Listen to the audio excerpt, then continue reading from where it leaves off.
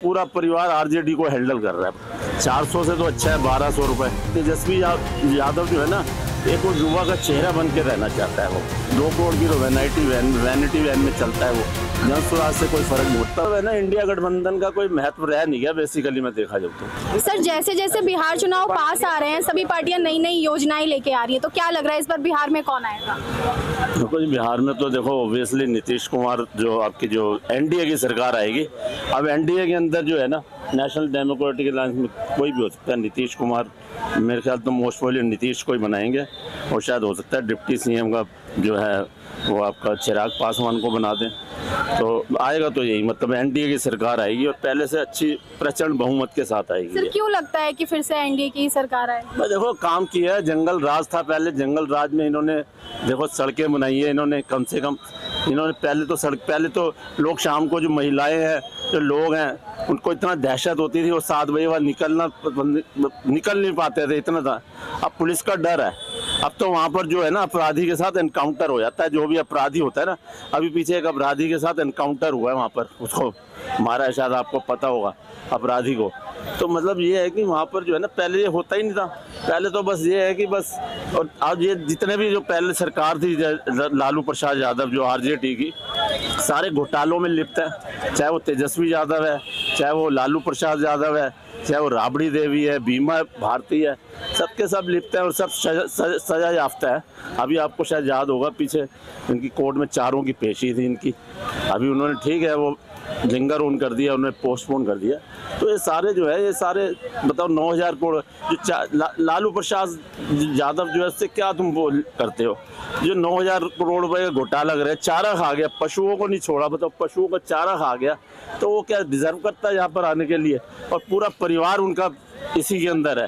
पूरा का पूरा परिवार आरजेडी को हैंडल कर रहा है। बताओ, मेरा कहने वाला ये है कि नीतीश कुमार का कम से कम एक लड़का है, वो सिर्फ इलेक्शन में है, लेकिन इस तरह का ये है कि वो मतलब ज़्यादा कंट्रोल नहीं है उसका। वो सिर्फ उसकी जो पहुंच है, वो सिर्फ मतलब पॉलिटिशियन में जो है, वो संसद है या एमपी। सर, देखिए तो अब तक नीतीश कुमार की ही सरकार रही है, तो अभी नीतीश सरकार पेंशन्स बढ़ा रही है, बिजली मुफ्त की जा रही है 100 यूनिट तक। तो ये जैसे जैसे चुनाव आ रहे हैं, कहीं ना कहीं ये जनता को लुभाने के लिए कर रहे हैं। देखो, ऐसा है, अभी आचार संहिता नहीं लगी है। आचार संहिता लग जाए फिर उसमें कोई इस तरह के मतलब लुभावने नहीं दिए। अभी उन्होंने, आपको पता है, जो विडो की और जो आपके जो विकलांग होते हैं, उनकी 400 रुपये पेंशन होती है। अब उसको बढ़ा के उन्होंने 1000 रुपये कर दिया, ठीक है ना। अभी उन्होंने एक स्कीम और निकाली है महिलाओं के लिए। मतलब महिलाओं के लिए देखो, पहले पूरे सर, ये क्या 1100 रुपये जो उन्होंने पेंशन बढ़ाई है, क्या इतना काफ़ी है उनके लिए? देखो, बात सुनो, 400 से तो अच्छा है ना, 400 से तो अच्छा है 1200 रुपये, और आगे हो सकता है और बढ़ा दें। अगर 1200 रुपये कम तो नहीं है ना। 400, देखो 400 से तो।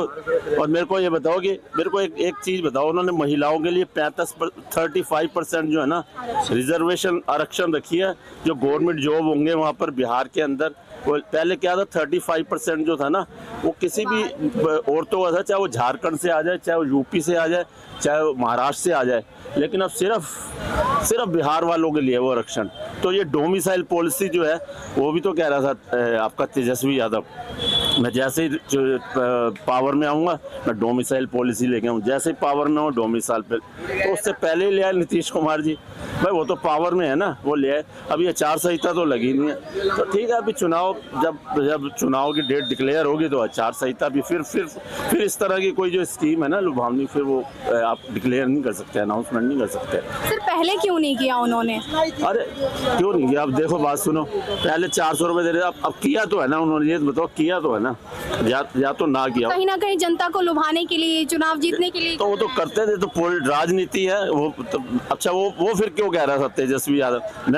वो भी तो पावर में था ना, पहले आया था, डिप्टी चीफ मिनिस्टर बना था, और उस टाइम चीफ मिनिस्टर कौन था वो मेरे को याद नहीं आ रहा, कोई और बना था। तो डिप्टी चीफ मिनिस्टर हाँ, ये नीतीश कुमार जी उनके जब पाले में चले गए थे, पता है आपको, तो डिप्टी चीफ मिनिस्टर बना था उस टाइम। तो अनाउंसमेंट उसने बोला ही नहीं कुछ भी, और उससे पहले भी उन्होंने बोला था, मैं 10 लाख नौकरियाँ जो है ना, मैं बिहार में दूंगा, 10 लाख। लेकिन वो नौकरी जब डिप्टी चीफ मिनिस्टर बन गए जब भी नहीं दिया। सर तेजस्वी यादव का कहना है कि जो एनडीए सरकार है वो उनकी योजनाओं की कॉपी करती है। और अभी पावर में आया नहीं तो कॉपी क्या करेंगे पहले बताओ। उससे ये पूछो कभी चीफ मिनिस्टर बना वो क्या, जब चीफ मिनिस्टर बन जाए जब बात करे। अभी तो ये तो मतलब इसका मतलब तो ये हो गया कि वो गांव बसाने लुटेरे पहले आ गए, उसकी कॉपी क्या करेंगे मेरे को ये बताओ। वो बंदा देखो ना, अभी इन्होंने एक वो निकाला था, क्या नाम तुम्हें पता है, यात्रा निकाली है, क्या निकाली थी? नहीं लेके आए थे। नहीं, अभी राहुल गांधी के साथ वो ट्रक पे चढ़े थे, उसने कन्हैया कुमार को नहीं चढ़ने दिया, पप्पू यादव को ट्रक को नहीं चढ़ने। अब बताओ कन्हैया से क्या प्रबंध। कन्हैया के वैसे तो वो राहुल गांधी कहता है वो ये है, वो उसके बड़े गुण गाता है, वो उसकी पद यात्रा में भी शामिल हुआ, लेकिन उसको चढ़ने वो तो तेजस्वी यादव जो है ना, एक वो युवा का चेहरा बन के रहना चाहता है वो, इसलिए उन्होंने कहा अगर ये आएगा तो मेरी साख कम हो जाएगी। और पप्पू यादव से उसकी वैसे लड़ाई है। पप्पू यादव ने उसकी बहन को, जो बीमा भारती को, पूर्णिया में हरा दिया था, तो पप्पू यादव से वैसे ही उसकी लड़ाई है। तो मेरा कहने का मतलब ये है कि ये अब उसको कन्हैया कुमार को नहीं, जबकि गठबंधन है आरजेडी और मार्क्सवादी कम्युनिस्ट पार्टी और दूसरी हम पार्टी है, मुकेश सहनी है, उन सबको वहाँ पर जगह दी गई, इनको क्यों नहीं जगह दी गई। तो ये जो है ना सिर्फ राजनीति कर रहे हैं, अगर चाहते तो दे सकते थे। सर जन स्वराज पार्टी भी इस बार चुनाव लड़ने वाली है और नई पार्टी है, तो इसे आप कैसे देखते हैं? देखो जन स्वराज तो देखो पहले आपने देख लिया, लोकसभा इलेक्शन में भी देख लिया, दूसरे इलेक्शनों में भी देख लिया, क्या किया उन्होंने, कुछ भी नहीं। ये जन स्वराज ये तो बस ये पार्टियां आती रहेंगी जाती रहेंगी, कुछ खास फर्क नहीं पड़ने वाला।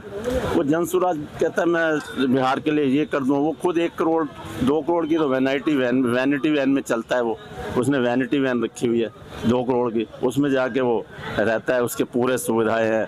तो जन स्वराज से कोई फर्क नहीं पड़ता। जो मेन मुकाबला है मैं बता रहा हूँ इन्हीं में है, एनडीए के अंदर और आरजेडी। भाई यही है कांग्रेस, जो आरजेडी गठबंधन है आपका, जो महागठबंधन, बस इन्हीं में है। जो चिराग पासवान है वो सिर्फ, वो भी कह रहा है मैं सारी सीटों से लड़ूंगा, लेकिन वो सिर्फ अपना स्ट्राइक रेट बढ़ाने के लिए वो अपना टेस्ट कर रहा है, वो क्यों टेस्ट देख रहा है कि मैं इसमें जो है मतलब क्या रेट ला सकता हूँ, मेरा स्ट्राइक रेट क्या हो सकता है, इसलिए वो अपना थोड़ा सा टेस्ट कर रहा है। हालांकि वो तो सर आम आदमी पार्टी भी इस बार बिहार चुनाव में उतर रही है, क्या कर लेगी आम आदमी पार्टी, क्या कर लेगी। उसने बस सिर्फ गुजरात में 5 सीटें जीती हैं उन्होंने, एक मतलब जो, और तो कोई यहाँ पर बिहार में तो उसका कोई रोल ही नहीं है। हरियाणा में भी देख लो, हरियाणा में जमानत जब्त हो गई थी। दिल्ली के अंदर लोकसभा इलेक्शन में देखा कोई एक सीट नहीं आई, जबकि इसका गठबंधन था उसके साथ, कांग्रेस पार्टी के साथ। भाई इंडिया गठबंधन का है ना, तो अब तो इंडिया गठबंधन के अंदर जो पार्टी है वही एक दूसरे को मिटाने के लिए लगी हुई है। कोई पार्टी किस तरफ जा रही है, ममता बनर्जी कांग्रेस को मिटाने के चक्कर में है वो, और वो आम आदमी पार्टी भी कांग्रेस को मिटाने के चक्कर में है, सब एक दूसरे का टांग खींच रहे हैं। तो अब तो मतलब है ना, इंडिया गठबंधन का कोई महत्व रह नहीं गया बेसिकली में देखा जाए तो।